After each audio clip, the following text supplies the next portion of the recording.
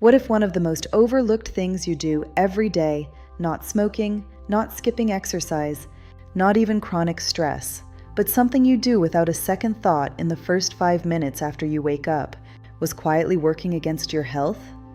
I want you to sit with that for a moment, because what I'm about to share with you today has genuinely reshaped how I counsel my patients, and I've been practicing medicine for over 2 decades. My name is Dr. Ava Collins, and on this channel, the Eternal Vigor Way, we don't do surface-level health tips. We go to the biology, we go to the evidence, and today we're going to talk about something that sits quietly at the center of your daily kitchen routine, something I promise you haven't thought about quite this way before.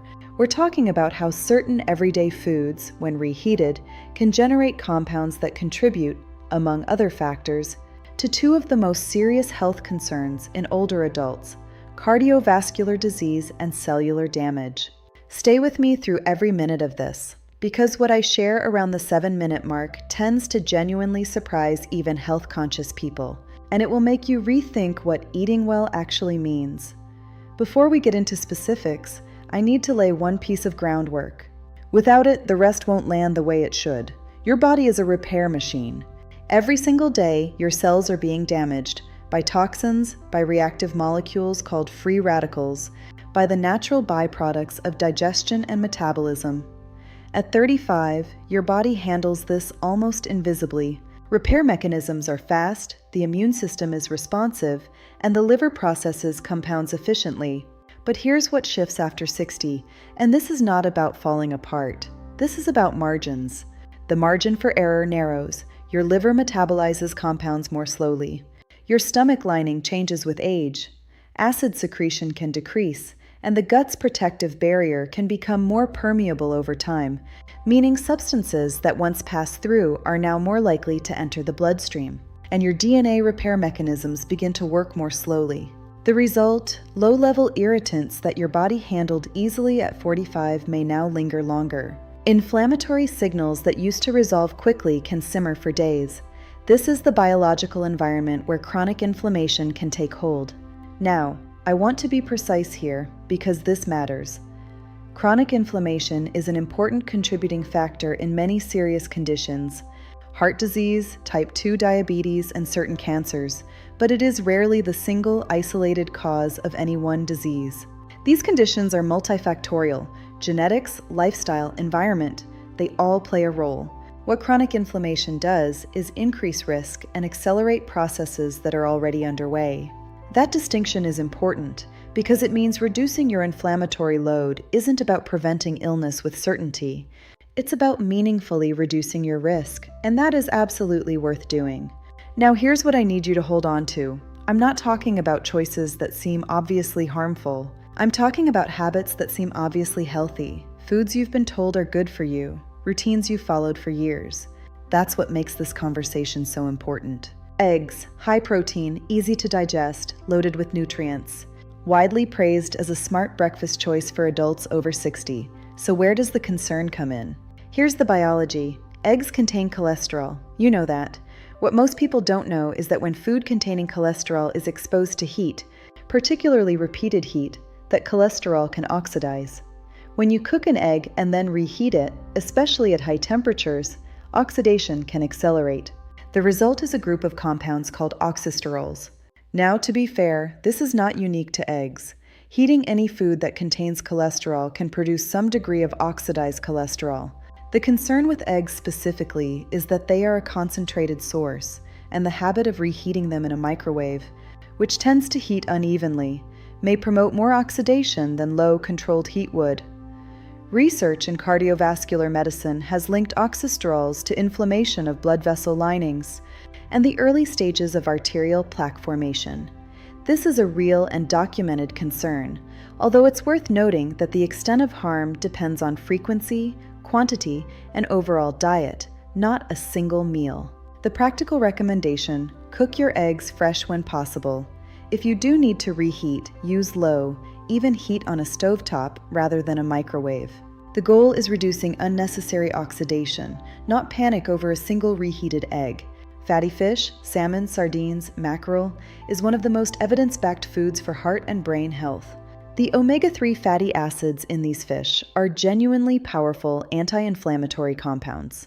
That recommendation is solid, so what's the nuance here? Omega-3 fatty acids are polyunsaturated fats, meaning they have multiple points along their molecular structure that are chemically vulnerable to heat and oxygen. The first time you cook fish, some oxidation occurs. That's unavoidable and manageable. When you reheat that fish, you're applying heat to fats that are already partially oxidized, and therefore more unstable. This can produce oxidized lipid compounds, including one called malondialdehyde, or MDA, which has been studied as a pro-inflammatory agent. Here's the honest picture though. Reheated fish is not poison. The concern is about degree and frequency. Eating reheated fish occasionally is very different from doing so daily. And if you do reheat fish, the key is ensuring it reaches a sufficient internal temperature throughout. That matters for another reason as well. Fish and shellfish can harbor bacteria like Listeria monocytogenes. Here's what's important to understand. Adequate heat does kill Listeria. The danger is not reheating per se. It is insufficient reheating, where some parts of the fish stay cold while others are hot. That uneven heating is the real risk. So if you are reheating fish, make sure it is heated thoroughly and evenly, not just warmed through on the outside. For people over 60, whose immune response is somewhat reduced, a foodborne illness that would be mild in a younger adult can become more serious. The standard is simple: proper storage in the refrigerator promptly after cooking, and thorough reheating if you choose to reheat, or eating leftovers cold, which also works fine if the fish was stored correctly. Both cold and hot fish can be safe and nutritious. The variables that matter are storage and temperature, not which way you prefer to eat it. Everything I'm sharing with you today, the oxidized lipids, the biological changes after 60, the real nuances behind food safety, this is the kind of information that rarely makes it into a standard annual checkup. It doesn't fit into a 10-minute appointment. That's exactly why I built this channel. If you're not yet subscribed to the Eternal Vigor Way, I genuinely encourage you to do that now. Every week, I bring you precise, evidence-rooted information about what actually drives health and illness after 60. Not trends, not fear. Science made usable. Subscribe and let's keep building this together. Mushrooms are having a genuine moment in health circles, and the science behind them is real. They're rich in unique antioxidants, B vitamins, and beta-glucans that support immune function. For adults over 60, that's meaningful. Now, can you reheat mushrooms? The honest answer is yes, with appropriate storage. Here's the nuance. Mushrooms have a complex protein structure. After cooking, if they are left at room temperature for extended periods, bacterial activity can begin converting broken down proteins into compounds called biogenic amines, including histamine. Elevated dietary histamine can cause gut inflammation and, in some individuals who are more histamine sensitive, which does become more common with age, contribute to a low-grade systemic inflammatory response. But here is the critical condition. This risk is tied to improper storage, not to reheating itself. If cooked mushrooms are refrigerated promptly after cooking and reheated thoroughly the next day, they are safe to eat. The issue arises when mushrooms are left out too long, stored improperly, or repeatedly cycled through warming and cooling. The practical guidance: refrigerate mushrooms promptly after cooking. Eat within 24 hours if possible.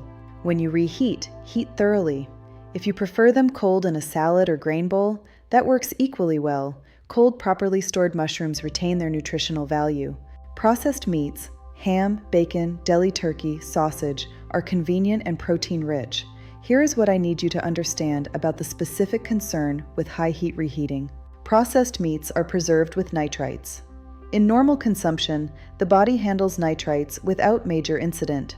However, when nitrite-containing meats are exposed to very high temperatures, such as frying in a very hot pan or prolonged microwave heating, nitrites can react with amino acids in the meat to form compounds called nitrosamines.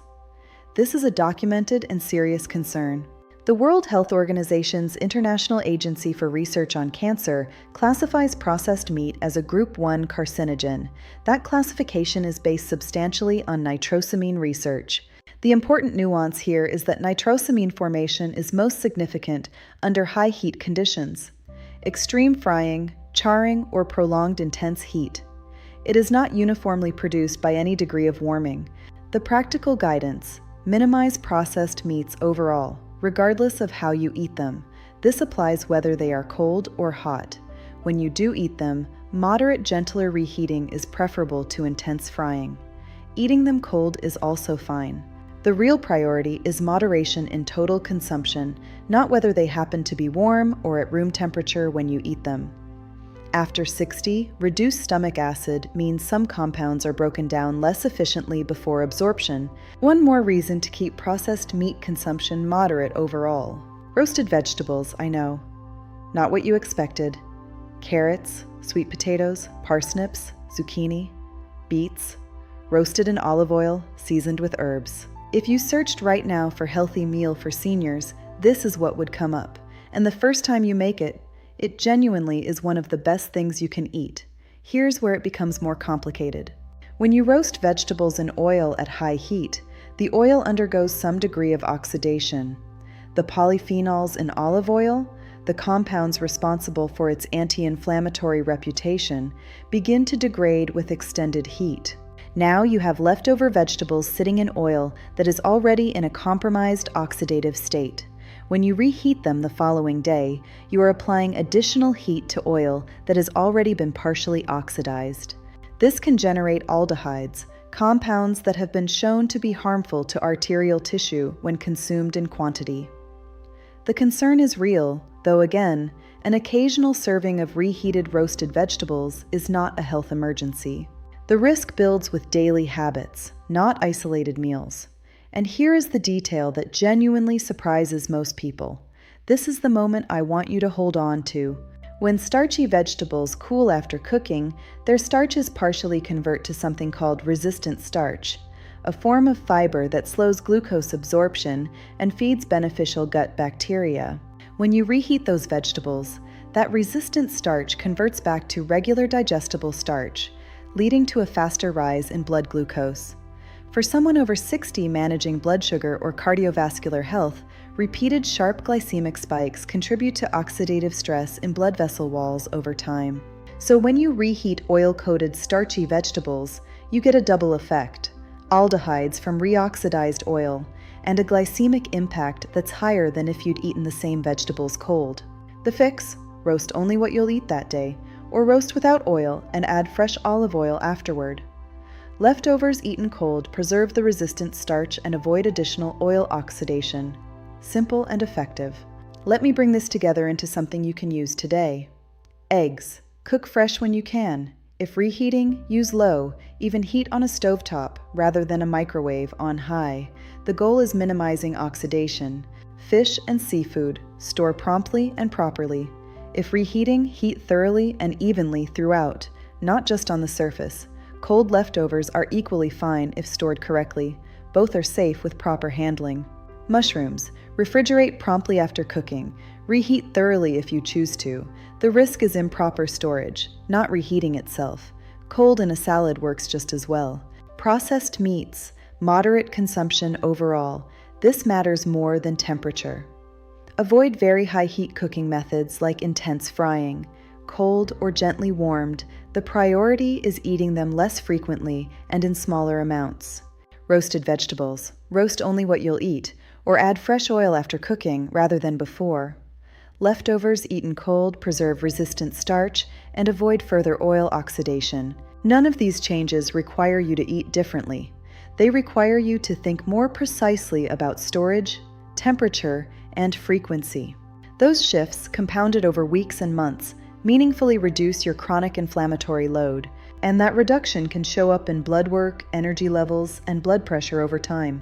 Before I close, if this kind of information is useful to you, the kind that connects real biology to real daily choices with honesty about what the evidence actually says, then I want to keep giving it to you. Every week on the Eternal Vigor Way, I go deep on exactly this: the precise, evidence-based decisions that support your health after 60, not trends, not fear, specific, accurate science. If you haven't subscribed yet, please do it now. And if you know someone over 60 who would benefit from understanding these nuances, share this video with them, not to alarm them, to give them the accurate information to make genuinely better choices. I've been in preventive medicine long enough to know this. The most important health decisions don't happen in a doctor's office. They happen in the kitchen, in the evening, when you're deciding whether to cook something fresh or reheat what's in the fridge. In the morning, when you're handling last night's leftovers. Those moments matter, especially after 60, when the body's margins have narrowed and the compounds from poorly stored or frequently reheated food can accumulate in ways that wouldn't have affected you a decade earlier. 5 small practical shifts, not a prescription, not a lifestyle overhaul, just 5 places each week where a slightly more informed choice reduces your inflammatory load, and your arteries, your gut, and your cells respond. Which of these 5 foods surprised you most? Tell me in the comments. I read every single one. Take care of yourselves. The kitchen is one of the most powerful health tools you have. Now you know exactly how to use it.